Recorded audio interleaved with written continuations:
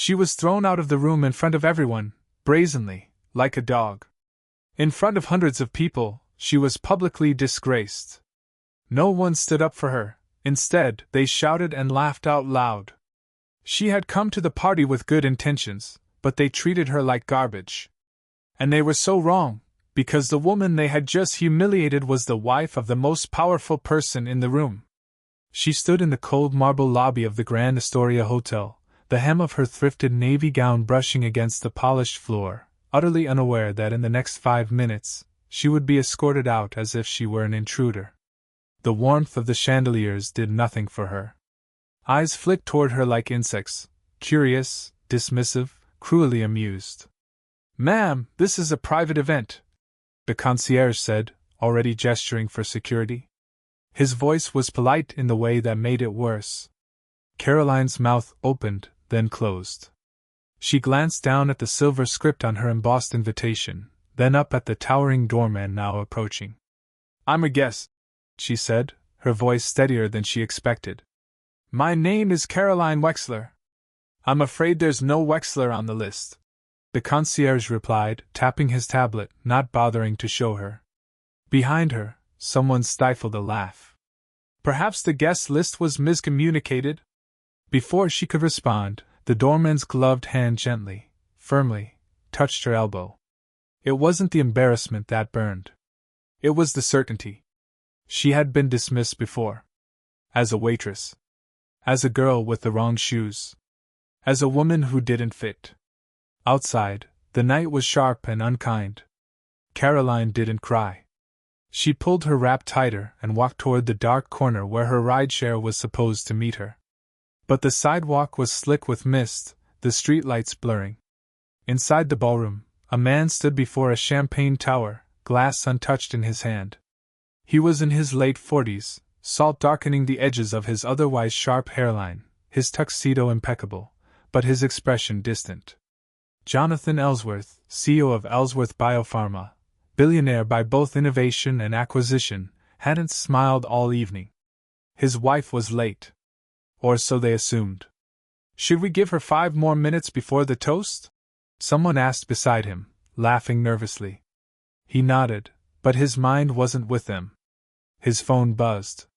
A text. "Did you know they turned her away?" The rain had begun by the time Caroline turned off her phone. It was soft, persistent, more drizzle than downpour, but it blurred the city just enough to match her mood. The window of the suite trembled with it. She didn't draw the curtains. She didn't need to hide.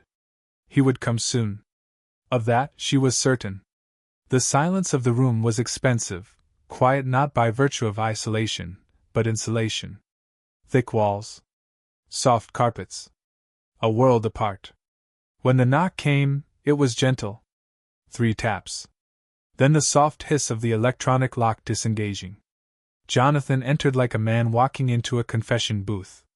His tuxedo jacket clung to his shoulders, still damp from the brief walk through the mist.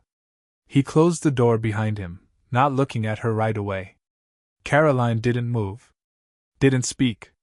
He set his phone on the desk beside the door. Then his watch.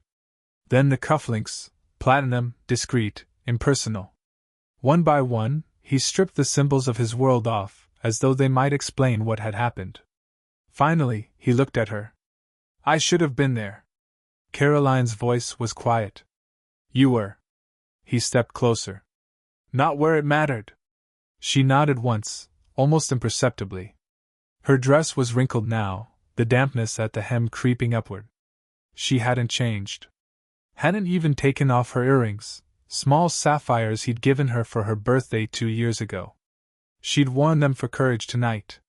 He sat at the foot of the bed, not touching her, but near.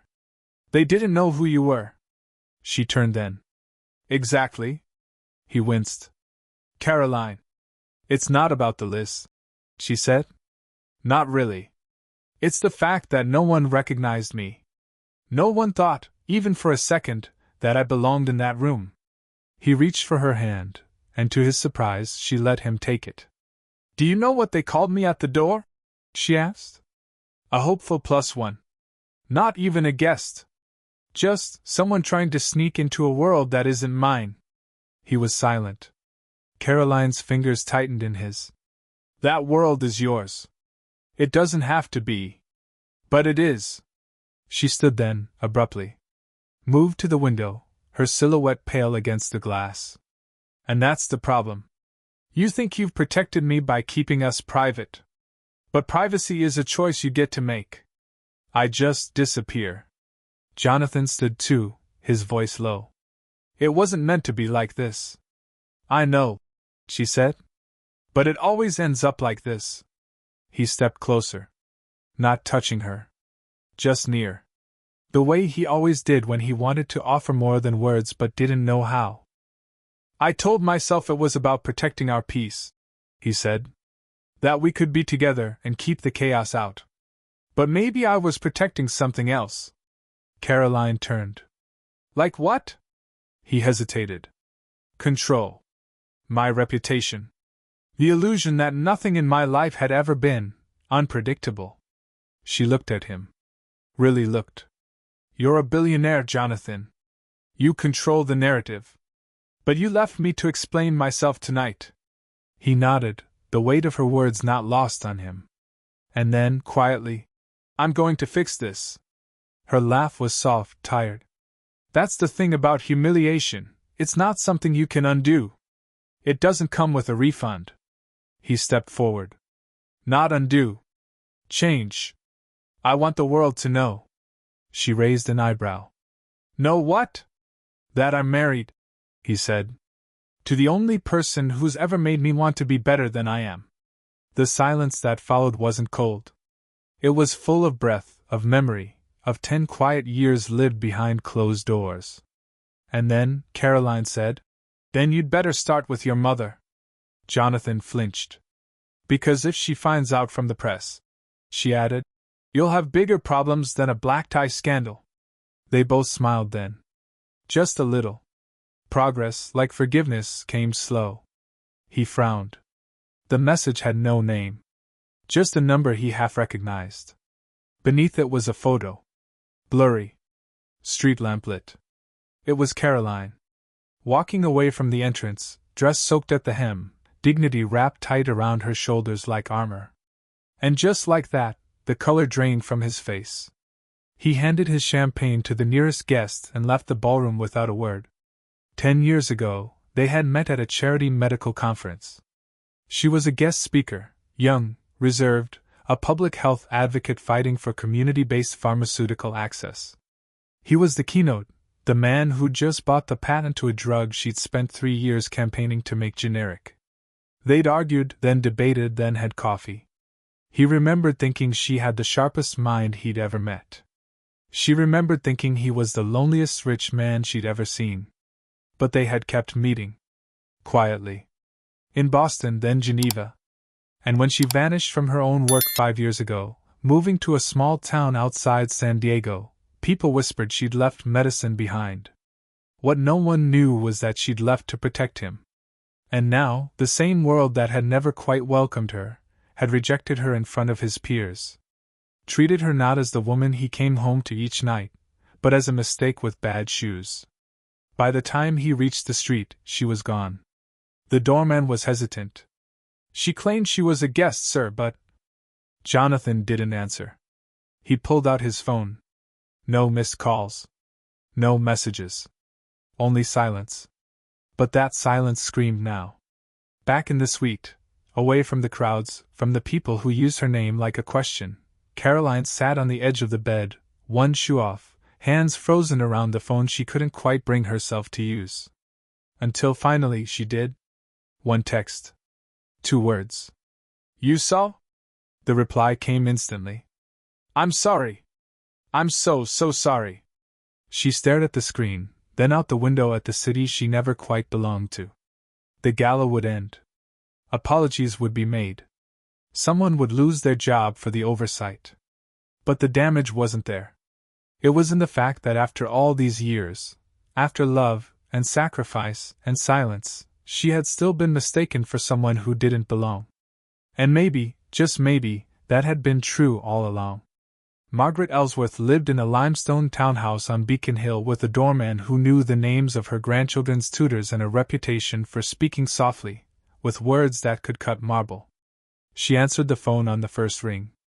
"You're calling late," she said, a statement rather than a concern. Jonathan stood by the floor-to-ceiling window of his penthouse, Caroline asleep in the other room. Her gown was draped over the back of a chair like a discarded flag. He watched the city glint and breathe. "There's something I need to tell you." A pause. "Is it about the company or the woman?" His jaw tensed. "The woman. I thought so." Another pause. She never filled silence unnecessarily. He hated how much he respected that. "She was at the gala tonight," he said. "Or she tried to be." "Let me guess," Margaret replied. "They didn't let her in." He turned from the window. "How did you know?" "I didn't," she said. "But I suspected. When a woman is hidden long enough, the world forgets she exists. And eventually she starts to wonder if she ever did." It wasn't approval. But it wasn't condemnation either. "I'm telling people," he said. "Publicly. No more quiet weekends out of town. No more unlisted reservations. I'm done pretending my wife is a secret." "You married her?" He hesitated. "I did." "When?" 3 years ago. Civil ceremony. Maui. Another pause. "No invitation for your mother?" "It wasn't about anyone else." "And yet," she said, the words slipping in like a knife, "here you are. Making it about me." He sighed. "I need you to hear this. Caroline has been more than patient. She's been kind. And dignified. And tonight she was treated like a nobody," Margaret finished. "Because in their world she is. You taught me not to care what the world thinks." She chuckled dry and low. "No. I taught you to use what the world thinks to your advantage." Jonathan leaned against the edge of his desk. "I love her, Mother." Margaret didn't reply. "I love her," he repeated. "And if it means walking away from board seats or partnerships or political invitations, then fine.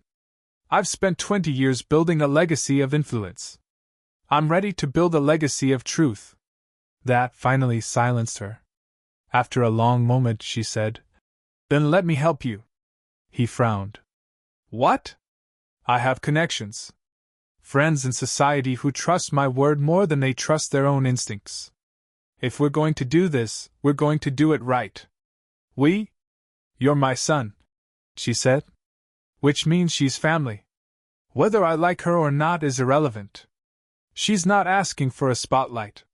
"No," she said. "But she deserves to walk through a door without someone questioning if her invitation was real." Jonathan let that sit for a moment. Then quietly, "Thank you?" "Don't thank me," she replied. "Just remember what it costs to tell the truth in a world that thrives on illusion." The next morning, Caroline sat at the breakfast table in one of Jonathan's old button-down shirts, nursing a mug of black tea. Her eyes were swollen, not from tears, but sleep. Her voice, when she spoke, was hoarse. "You called her." "I did. And?" "She said she wants to help." Caroline blinked slowly. "She didn't even come to our wedding." He nodded. "That's going to change." She studied him for a long moment. "Why now?" His answer came without hesitation. "Because last night you were humiliated. And I realized I let it happen." She looked away. He continued. "I was protecting an image, not a person. I let you carry the consequences of my silence. That ends now. Do you think a press release will fix what happened?" she asked softly. "No. But it's not about fixing. It's about choosing." She raised an eyebrow. "I choose you," he said. Out loud. In front of everyone. Caroline's fingers tightened around the mug. "Then don't just announce it. Show it." He tilted his head. "There's a charity gala next weekend," she said. "The McAllister Foundation. Children's Cancer Research. I checked the donor list, you're on it." "And you?" "I'm a speaker," she said. Or I was. Until last night. He went still. They rescinded? No, she said. I stepped back. I didn't want to be a distraction. Jonathan crossed the room and crouched beside her, resting one hand on her knee. You are not a distraction. You are the reason I ever started caring about causes that didn't benefit my bottom line. She met his eyes. Go to the gala, he said. Speak. And I'll be there. As your husband. Her throat worked. They'll talk. Let them. She exhaled slowly. Then I'll need a new dress. He smiled. Something loud, I hope. She tilted her head. You're serious about this? I am. A silence passed. She set the mug down. Then let them see us. It wasn't forgiveness. Not yet. But it was trust, offered, quietly, and without condition. And that was a beginning. Margaret Ellsworth was not a woman easily impressed. But when she entered the private salon at Latelier, Boston's most exclusive couturier, and found Caroline already seated, dressed simply, spine straight, she paused for just a second longer than necessary. You're early, Margaret said. I thought I should be, Caroline replied, her voice even. Given the circumstances. Margaret nodded. The stylist approached, hovering. Give us the room, she said. The young woman vanished. They sat, alone amid bolts of silk and racks of understated luxury. A long silence stretched between them. I hear you've agreed to attend the McAllister Gala, Margaret said finally. I was already invited. And now, Margaret said, with a small, deliberate smile, you'll be entering with Jonathan. On his arm. As his wife. Caroline didn't blink. You sound like you disapprove. I sound like someone who understands how this city works. And I sound like someone who no longer cares. Margaret almost smiled again. Almost. Good. Because they'll come for you. Caroline nodded. They already have. Then let me ask you this. Margaret leaned in slightly. Why now? Because I'm tired of being invisible, Caroline said. Because my marriage isn't a secret. And because if I have to wear their gowns and drink their champagne, they can at least learn my name. Margaret studied her for a long moment, then reached into her handbag and slid a small, linen-bound envelope across the table. What's this? A list, she said. Of everyone on the McAllister Foundation board. Including the ones who will smile to your face and whisper behind your back. Caroline raised an eyebrow. And you're giving me this why? Because you've made your choice, Margaret said. And now I'm making mine. Caroline didn't respond, but she tucked the envelope into her bag. The door opened slightly. The stylist peeked in. Margaret waved her in. She'll need a full look, Margaret said. Something timeless. Powerful. But not loud. The stylist nodded. Of course. Caroline stood, her voice calm. Something that doesn't apologize. Margaret's gaze flicked upward. Precisely. That night, Jonathan stood before the mirror adjusting the silver cufflinks his wife had never seen him wear. They'd belonged to his grandfather. A man he barely remembered but had admired nonetheless. Caroline stepped into the room behind him. She wore a deep emerald gown that didn't shimmer so much as own the light around it. Her hair was pinned back with casual precision. Her eyes, beneath the polish, held something harder. You look, he began, and then stopped. Like someone who belongs in every room. I always did, she said. They just didn't know it. He stepped toward her. Ready? No, she said. But we're going anyway. The McAllister Foundation Gala was held at the Huntington Club, a Baroque monstrosity favored by old families and older money. Crystal chandeliers hung like glass thrones. Waiters floated through the ballroom carrying trays of amuse-bouches no one could name. And then the room stilled. Because the man entering wasn't alone. Jonathan Ellsworth, with Caroline Wexler on his arm, didn't pause at the threshold. He didn't glance around to see who was watching. He simply moved forward, the picture of calm. But Caroline felt it. the weight of every stare. The quiet ripples moving across the crowd like the first tremor before an avalanche. They stopped to greet the event chair. "Oh," the woman said, blinking. "Jonathan." "And Caroline," he said firmly.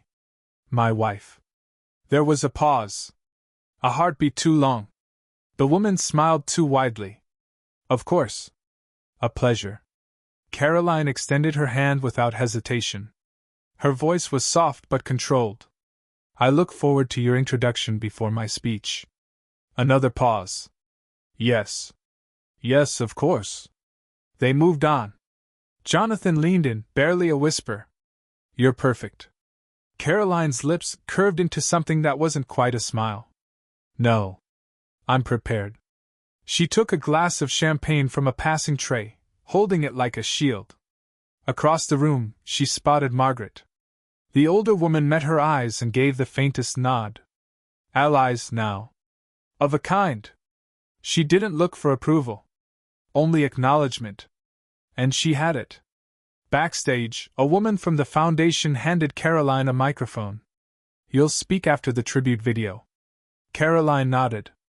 Her speech was short. 8 minutes. Personal. Professional. Woven with quiet strength and data that mattered. It would speak of equity and care, of children without access to trials because of zip codes. But more than that, it would speak of visibility. The irony didn't escape her. She glanced at Jonathan through the curtain. He stood in the crowd, listening already, though she hadn't yet spoken. And for the first time, Caroline felt not pride. Not vindication. But peace. This, she thought, is how it begins.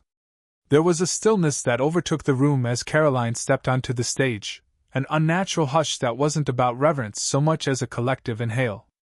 The audience didn't know what to expect. And that uncertainty gave her power.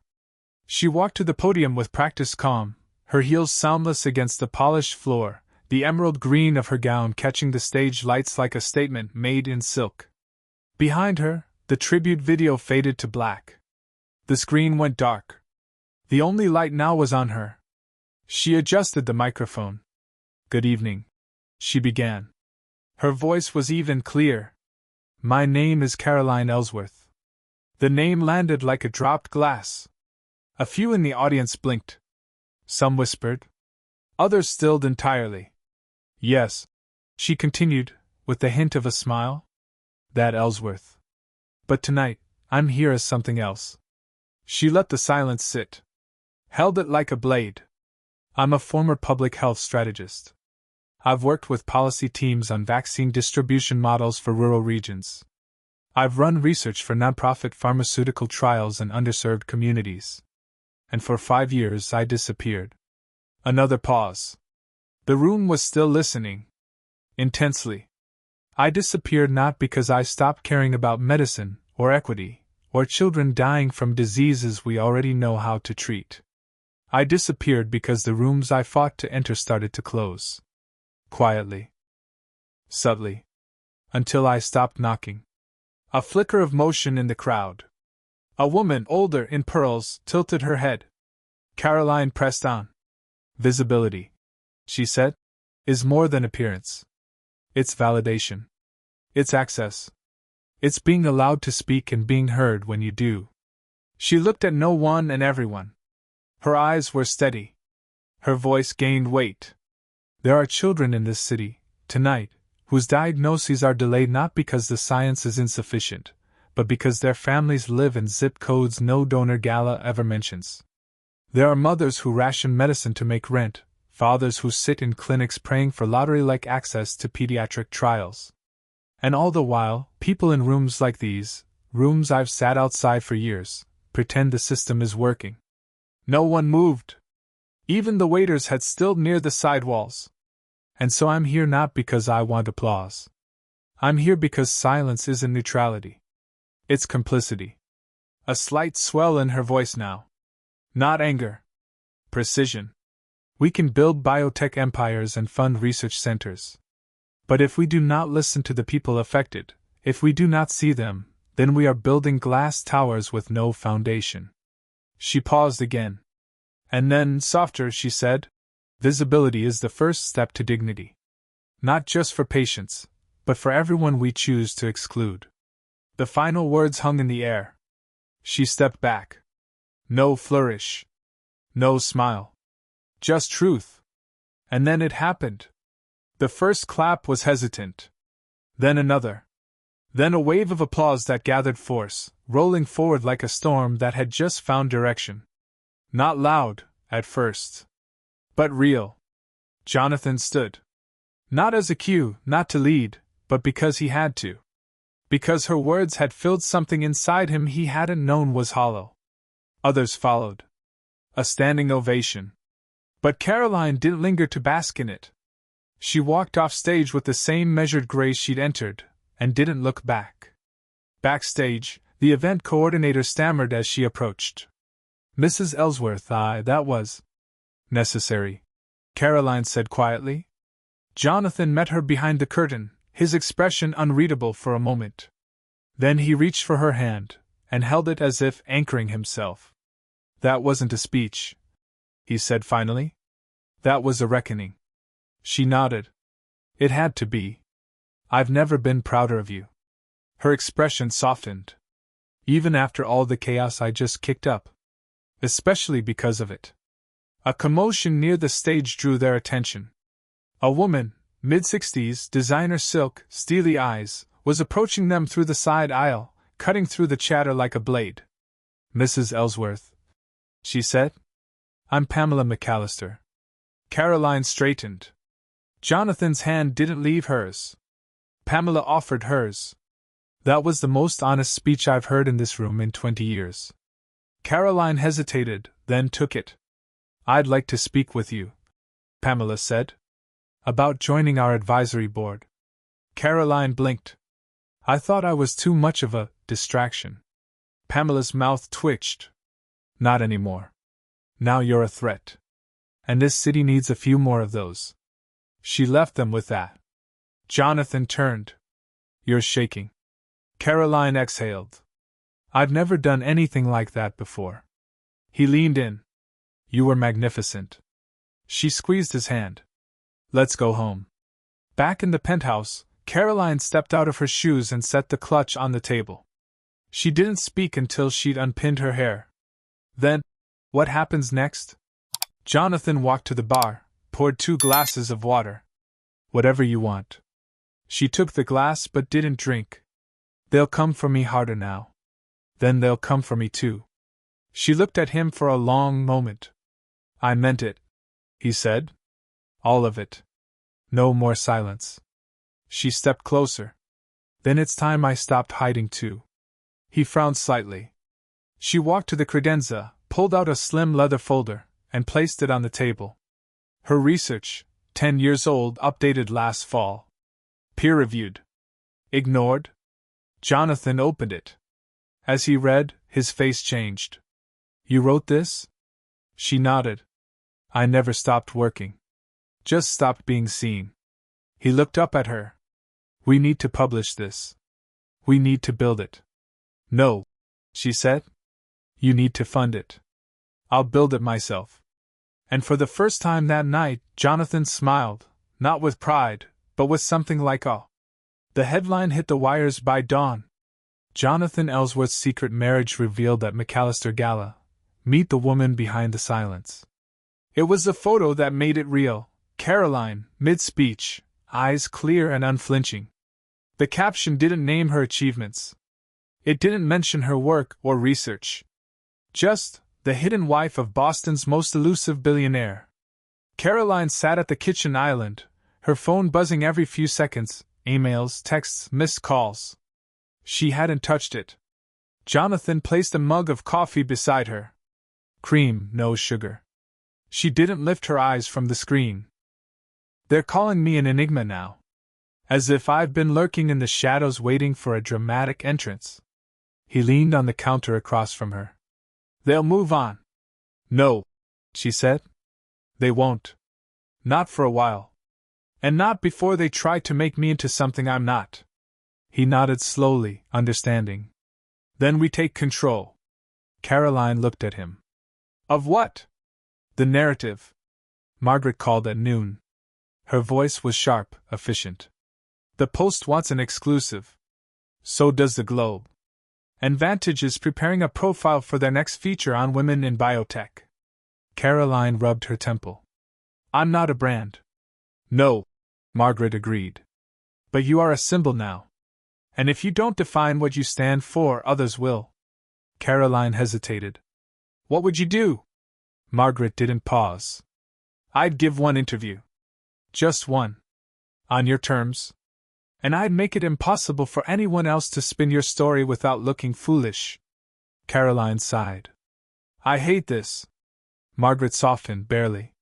That's how I know you'll handle it well. The interview was held in their living room 3 days later. Caroline wore a slate blue blouse and no jewelry.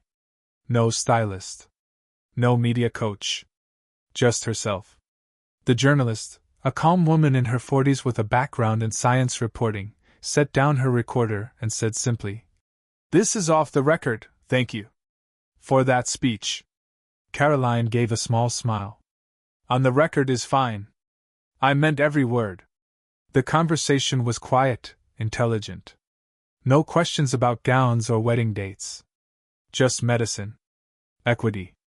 Silence as a system, not an accident. And then, why stay quiet so long? Caroline hesitated. Her hands folded in her lap. I thought the work would speak for itself, she said finally. But the truth is, silence isn't neutral. And sometimes, the most dangerous thing a woman can be is quiet and capable. The journalist said nothing, just clicked off the recorder. When the article was published, it wasn't a profile, it was a reckoning. The woman who refused the spotlight, until the spotlight came for her. Quotes from her speech. Mentions of her abandoned policy paper, now being circulated among mid-level advisors in D.C.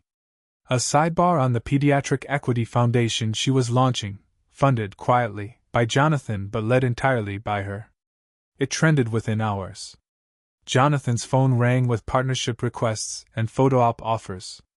Caroline's rang with letters from mothers, residents, young women in med school. And one call she didn't expect. Dr. Anita Rosario, Director of Pediatric Research at Stanford, left a voicemail. We read your paper. If you're open to collaboration, we'd love to fly you out. We think what you're building should be national.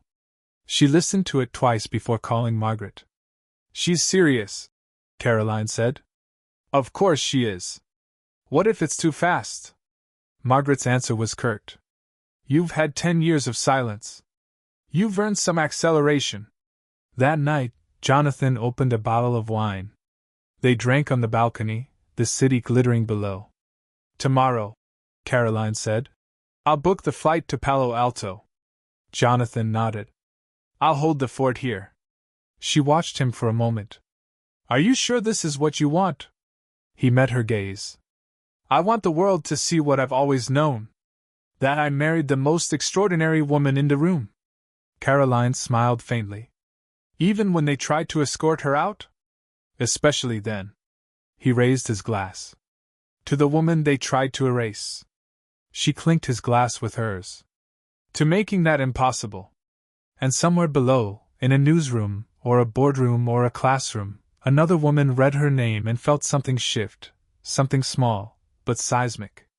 The world didn't change in applause. It changed in aftermath. Stanford's campus was sunlit and golden, a kind of curated paradise that Caroline had always found both inspiring and slightly unreal. The air was cleaner, quieter. But she wasn't here for the view. Dr. Anita Rosario greeted her outside the pediatrics wing, clipboard in one hand, eyes sharp behind her glasses. You don't look like someone who's spent the week in headlines. Caroline smiled. That's because I've spent the week in data. Headlines were the distraction. They shook hands, firm and mutual. Rosario motioned toward the building. Come. I want to show you the pilot center. They walked past labs and conference rooms, the walls covered in hand-drawn thank you posters from children. But what caught Caroline's attention wasn't the artwork, it was the energy. Everyone here moved like they had purpose. Urgency. A reason to fight. Inside a glass-walled room at the end of the corridor, Rosario stopped. "We've been running a closed trial on your proposed distribution model." "Quietly," she said. "We didn't want the noise until we had the numbers." Caroline raised an eyebrow. "And?" Rosario slid a sheet of paper across the table. "Your theory didn't just work. It outperformed ours by 38%. Reduced wait times. Increased compliance. Improved caregiver trust." Caroline blinked. 38?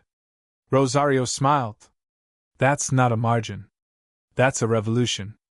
The word hit Caroline like a bell. Rosario sat across from her. "If you're serious about this, we'll back the expansion. Our board wants you to lead it. Not as a figurehead. Not as Ellsworth's wife. As the architect." Caroline felt the weight of that offer settle in her chest. "I came here because I thought I was ready," she said slowly. "But maybe I'm here because I finally stopped being afraid of being seen." Rosario nodded. "Then let's get to work." Back in Boston, Jonathan stared at the empty space beside his bed and felt, for the first time in years, a kind of peace in her absence. Not because he didn't miss her, but because this absence had purpose. Caroline called every night. Sometimes for 5 minutes, sometimes for 40. He never rushed her. He never asked when she'd come home. They both knew home was becoming a larger concept. The emails came in waves. Parents. Residents. Young researchers. One from a girl in Michigan who wrote, "You don't know me, but after hearing your speech, I rewrote my college essay. I want to study public health now. I want to be like you." Caroline read it twice. She never responded to press inquiries, but she wrote back to that girl. "Then be better. Be bolder. And never wait for permission to speak." At the 6-week mark, Caroline flew back to Boston for one night. Jonathan met her at the airport in jeans and a wool coat, his hair slightly mussed, his eyes bright even beneath exhaustion. He didn't say a word when she walked into his arms. They stood like that for a long moment, just breathing each other in. "I miss this," she murmured. "I miss you," he said. "But I never stopped seeing you." Back at the penthouse, she sat cross-legged on the couch, barefoot, nursing tea. "They're offering to make the center permanent," she said. "But they want it named." Jonathan paused. "After you?" "No," she said. "After the first child who ever completed the full trial under the model. A girl in rural Arizona. Her name's Mari." Jonathan smiled. "The Mari Initiative."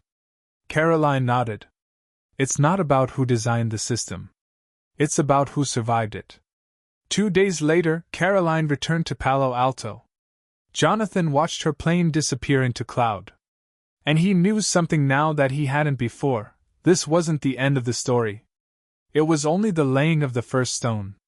The Mari Initiative launched on a Tuesday morning with little fanfare and no cameras, just a group of tired researchers, 2 pediatric nurses, and a single mother who had once walked 12 miles to get her daughter into a trial. Caroline sat beside her during the intake, not as a founder, but as someone who understood waiting rooms and paperwork and the quiet courage it took to keep showing up. By noon, the first child had been seen. By sundown, the system was already under stress, more referrals than expected, more families asking questions no intake script had covered. Caroline didn't flinch. She stayed until after midnight answering phones, calming parents, reviewing data entry protocols by hand. Not because she didn't trust the team, but because this was the first thing with her name on it that wasn't about who she'd married. In Boston, the headlines had cooled. The novelty of the hidden wife had given way to real questions about access to pediatric medicine. Panels were forming. Funding proposals were shifting. Quiet conversations in policy rooms now included her name, though rarely in her presence. Jonathan fielded invitations from universities and donors. They wanted speeches, dinners, strategy sessions. He declined most. But one call gave him pause. A prestigious medical school wanted to establish a research chair in Caroline's name. Not as a donor plaque. As an academic post, to be awarded to scientists focused on access and ethics. She won't like that, he said. No, the dean agreed. But she's earned it. Caroline returned to Boston briefly for the board meeting of the Pediatric Equity Foundation. It was her name on the paperwork, her vision in the charter. But she let the numbers speak first: reduced trial dropouts, increased early diagnosis, fewer missed follow-ups. The data was strong. But what moved the room was simpler. A photo. A little girl named Mari, grinning through missing teeth, holding a hand-drawn sign that read, "I got my medicine today." Caroline didn't speak much after that. She didn't have to. That evening, Jonathan cooked for her, something rare, poorly timed, slightly burned. She didn't mind.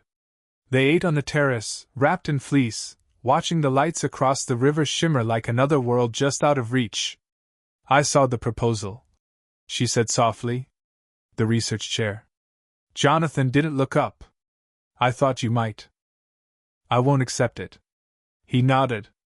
"I figured. But I want to name it." That made him glance over. She sipped her wine. "Call it the Catherine Wells chair." He blinked. "Your mentor?" "She died last year," Caroline said. "Heart failure. No obituary. No legacy. She taught you. She taught all of us," Caroline said. "She worked in clinics no one funded. Wrote papers no one cited. She believed in care without ego." Jonathan set down his glass. "She'd be proud." Caroline's smile was small. She never believed anyone was watching. But she showed up anyway. 2 weeks later, Jonathan stood in the back row of a quiet auditorium as the Catherine Wells chair was announced. Caroline wasn't there. She was in a clinic in Phoenix, helping translate for a mother who spoke no English. But she'd sent a letter. It was read aloud by the dean. "We name things after those who changed the world. But we forget the ones who kept the world from breaking. Catherine Wells was one of those people. I was one of the lucky few who noticed her before it was too late. Now the rest of you will too." The applause was polite. But for Jonathan, the silence that followed said more. This wasn't fame. This was legacy. 6 months after the launch of the Mari Initiative, something unexpected happened. Not in the press, not in a boardroom or research paper, but in a high school auditorium on the edge of New Mexico, where Caroline had once visited, a pop-up trial site now replicated in 27 other underserved communities. A teenage girl, thin, fierce-eyed, with a scar that traced her jaw from a surgery she'd waited 2 years to receive, stepped up to the mic during a local student symposium. She was nervous, clutching her speech in wrinkled hands. But when she spoke, the room went quiet. "My name is Anna. I'm 17. I used to hide my face because I thought it made people uncomfortable. Now I want to be a surgeon. Because of something I read about a woman named Caroline Ellsworth." Caroline didn't know about the speech until someone emailed her the video days later. She watched it in her hotel room in Chicago, the city where her silence had once begun. She watched Anna speak her name like it meant something. Like it could hold weight. And then she cried. Not because she was proud. Because someone had finally said her name without needing to qualify it. In Boston, Jonathan received a package. No note. Just a photograph, dated 19 years earlier. It was their wedding. The real one. The private one. The one in Maui, barefoot on the sand, her curls caught in the wind, the officiant a retired nurse with a laugh like wind chimes. They hadn't taken many pictures. They hadn't planned to need proof. But someone had taken this one. Margaret, he realized. She'd found the file, printed it, sent it. On the back, her handwriting read, "Sometimes silence is protection. Other times it's cowardice.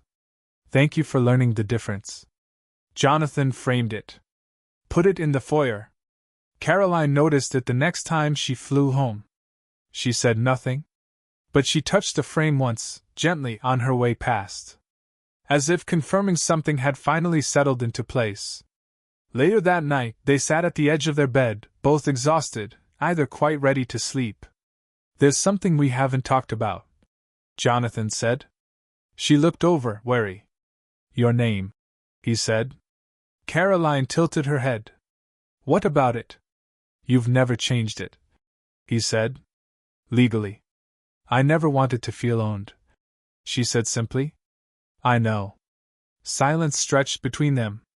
I just want you to know, he added. I don't need it. I don't want a symbol. I want what we've already built. She studied him, surprised. That's the first time you've said that. I think it's the first time I meant it. Her voice was soft. I kept my name because I didn't want to lose who I was before you. But now I realize. I haven't. She's still here. She just stopped hiding. Jonathan reached for her hand. Whatever you choose, it's yours. She didn't answer right away. Then, maybe one day I'll hyphenate it. He smiled. That's terrifying. I know. By the end of the year, the Mari initiative had secured multi-state partnerships. Several hospitals began restructuring their pediatric outreach based on Caroline's model. A pharma company tried to co-opt the language in a marketing campaign. She sent them a cease and desist with annotated footnotes. No one tried again. Caroline received an invitation to speak at the World Health Forum in Geneva. The keynote spot. A rare honor, especially for someone who, until recently, hadn't been listed on a single official roster. She called Jonathan from her layover in Heathrow. Did you know about this? She asked. No, he said. But I'll be watching. I'm not going to talk about us. I wouldn't expect you to. She paused. I'm going to talk about Anna. About the girl in New Mexico. About the ones we'll never meet. You always knew how to reach the ones who mattered. And I'm not going to wear green, she added dryly. He laughed. Scandalous. Her speech was 12 minutes. It ended with no crescendo, no standing ovation, just quiet, deep listening. Exactly what she wanted. Outside the venue, reporters waited. Dr. Ellsworth, they said. Or just Caroline. And she realized, finally, that neither name diminished her. She wasn't powerful because she'd married into wealth. She wasn't relevant because she'd spoken on a stage. She mattered because she had decided to matter, without permission. Back in Boston, Jonathan stood before the portrait of their wedding day. He thought of how many years they'd spent together unseen, not by each other, but by the world. That era was over. Not because they'd forced recognition, but because they no longer needed it. They had something rarer than fame. They had truth made visible. It was raining again the night Caroline returned to Boston for good, not a storm, just that steady, misting kind of rain that softened the edges of everything. The city looked older to her now, not worn, but settled. As if the skyline itself had exhaled. Jonathan met her at the terminal, no security, no fanfare. Just a soft smile and his coat slung over his arm in case she'd forgotten hers. She hadn't. But she took it anyway. They drove home in silence, the kind that didn't need filling. The kind built on memory and mutual knowing. The penthouse smelled like eucalyptus and lemon oil, and the housekeeper had left fresh flowers in the entryway. Tulips, Caroline's favorite, though she never told anyone that. She didn't ask? Jonathan didn't say. The next morning, a letter arrived from the mayor's office. The city council had voted, unanimously, to name a pediatric satellite clinic after her. Not because she'd asked? Because the staff had petitioned for it. Parents. Volunteers. Nurses who had watched her model change outcomes in real time. Caroline read the letter once, then folded it into thirds. Jonathan was in the kitchen, shirt sleeves rolled, coffee on the stove. You're not going to frame it? He asked. No, she said. It's not for show. He smiled. That's what they'll say about the building too. 2 weeks later, she returned to the campus of her old university. Not for nostalgia. For something else. They had offered her a guest lecture slot, Ethics and Health Equity. The lecture hall was full. Graduate students, med students, a few tenured professors sitting in the back, arms crossed but listening. Caroline didn't bring notes. She brought a chair. And she sat. Not above them. Among them. I'm not here to impress you, she began. I'm here because you're going to make decisions in rooms that won't include people like me. Like the families I work with. Like the children whose faces won't appear in your journals. She paused. Let the silence grow. Data can't fight for itself, she said. But people can. When she finished, no one moved. A single hand rose from the back. Why did you walk away for so long? She smiled, not defensive, not ashamed. Because I thought I had to be silent to survive. I was wrong. The building bearing her name opened the following spring. No ribbon cutting. No gold shovel. Just families filing in one by one, greeted by bilingual signage and clinic staff trained not just in medicine, but in listening. Caroline walked through the halls slowly. No photographers. No press. Just her hand tracing the smooth plaster of the walls. In the pediatric wing, she found a small boy in a lion hoodie playing with a set of donated wooden puzzles. His mother looked up, eyes wary. I'm not here to check anything, Caroline said gently. Just visiting.